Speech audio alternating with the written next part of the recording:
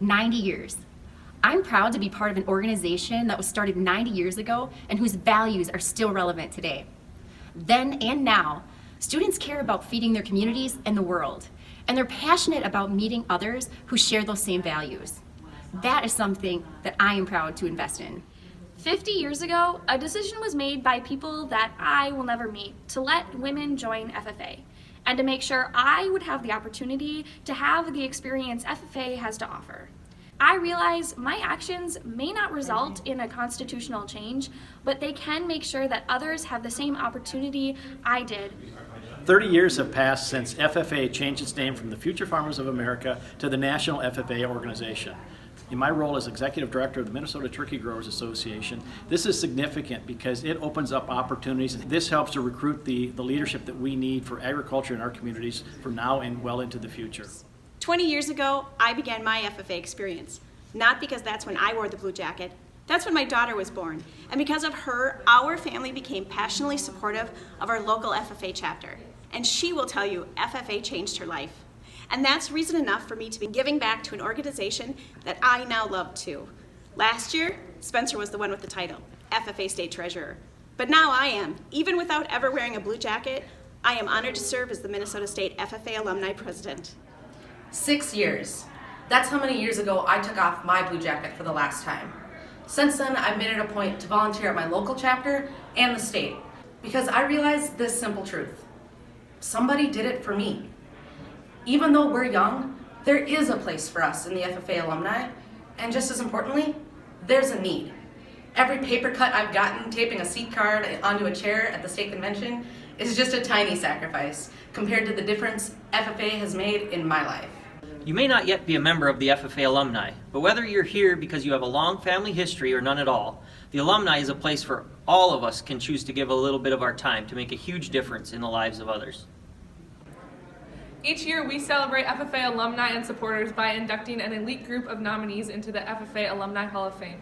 In 2019, our recipients have served, led, and lived the FFA experience in different ways, but they each have one thing in common. Their commitment to Minnesota agricultural education and the FFA are worth aspiring to. I've stayed where I taught 31 years in Hector, and I'm in connection with all my ex-students there, and I suppose close to 75% of the farmers are my ex-students. And when my former students contributed money so that I give away $2,000 scholarships each year to students going on in some form of agriculture. We need to build leaders for tomorrow, and that's the number one goal of FFA, is to build leadership. And so I think that's why it's involved.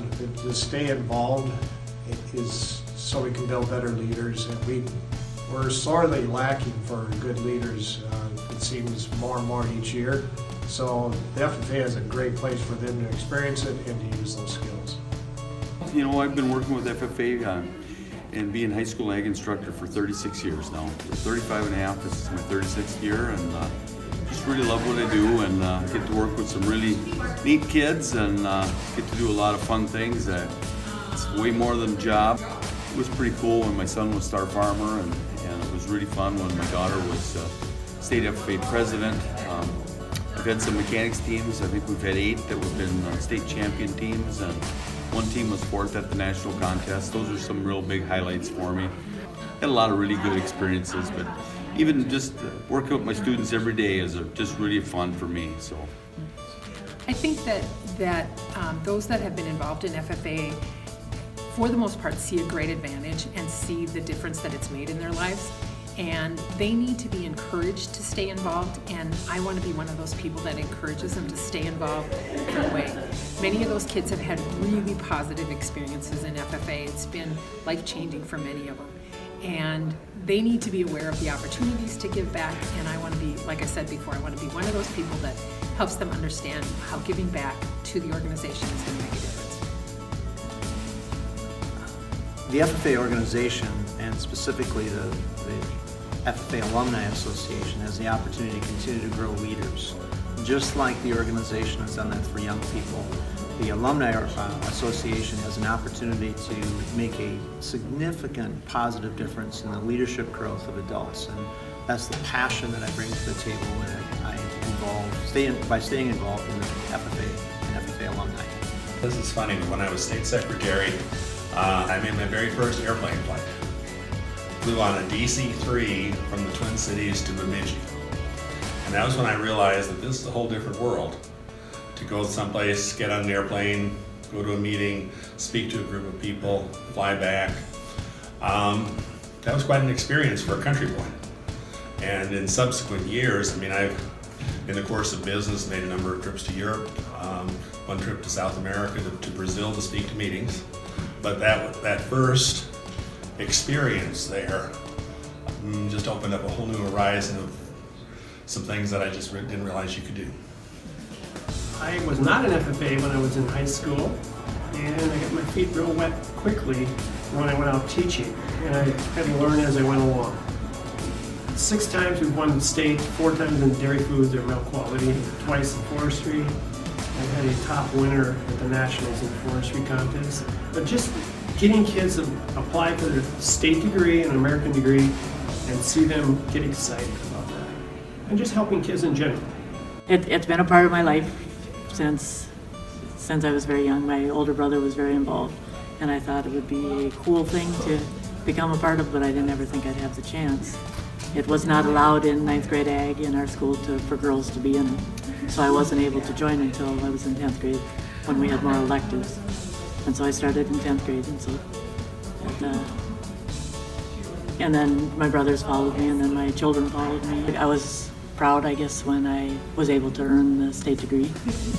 And it's probably even prouder moment when my daughter did it. It gave me so much, you see. Well, my proudest moment was Governor Orville Freeman and the National Princess of the Milky Way at the Coughlin Memorial Union in Minneapolis campus presented me with the state FFA degree. They physically were there, the governor of Minnesota and the National Princess of the Milky Way. That was my proudest moment in the FFA personally. We went to Louisville, Kentucky to see our oldest grandchild cross the stage with 3,500 kids. 60,000 FFA kids were there, and half the FFA members were ladies, women, girls, and half the ag teachers were too. I noticed we just celebrated the 50th anniversary of women in the FFA. So a lot of positive things, we just need to continue building on it. FFA members and guests, help us to welcome the 2019 inductees in the Minnesota FFA Alumni Hall of Fame.